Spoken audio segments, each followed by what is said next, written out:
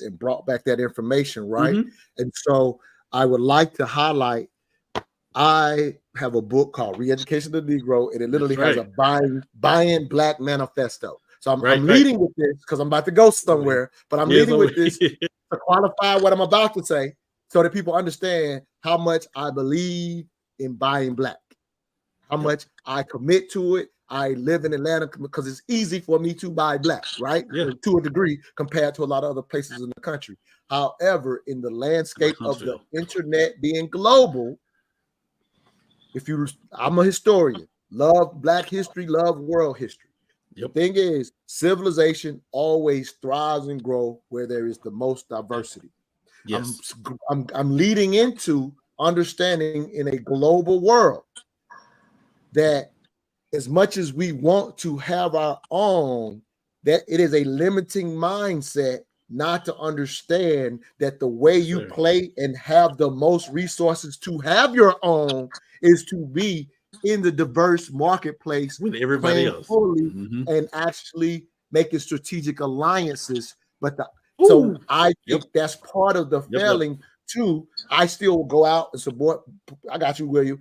Go out to Black Wall Street and support it. But the however is that mindset is a bad thinking in 2024. Go ahead, William. Sorry about that, brother. I gotta bring this home for you guys, and hopefully I can communicate this in the most clearest way of understanding. So when I've worked with a lot of minority groups, where you're talking about Asian, Indian, even African, so to speak. What you got to understand is the type of financial environment we're moving from to the one we're moving to. So the way that these cultural groups, the reason why they support their communities the way they do is because it's advantageous to the way that money works today. I'll give you an example. I'll give you an example. That's big.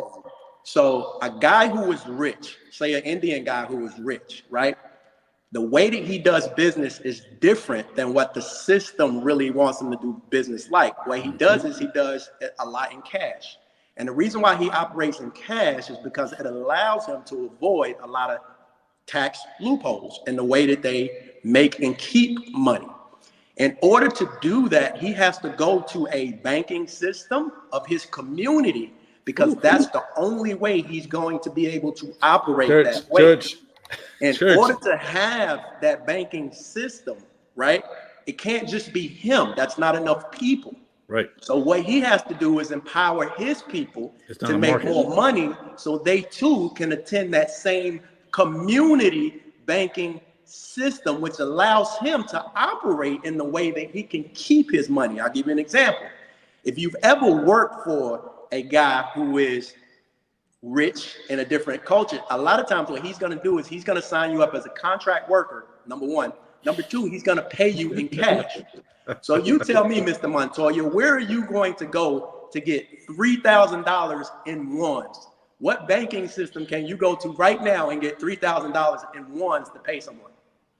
You can't. You can't. Because if you go to your institution and say, I want $3,000 in ones, they're going to be like, we don't do that here, Mr. Montoya. Nope. Now, on the example I just gave you, they have the ability to operate that way. But the reason why they do is they have community banking. So they are incentivized economically to empower their own at the top level so that they can have the ability to move in the financial space that they need. Now, that being said, that is the old system. So this goes into what you're talking about, Montoya, right? The old system is transitioning to a new system. And in that new system, diversity is going to be more valuable because of the way the system actually operates. You understand?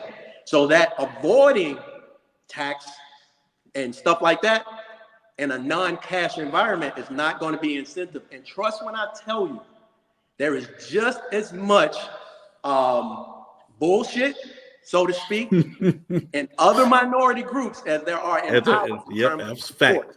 In terms of support. They don't support each other like we think. They do it based on the incentive financially to avoid the structure by way the financial system is designed. If you understand that, then you can get away from the mindset of thinking people don't work with you because of what you look like. It's not so much that, because if you can make money for them, they will employ you all day to do that. Ladies and gentlemen, we just found out how to make something of your own. He just told you. Keep going. They need that financial foundation from a community, and I've worked with several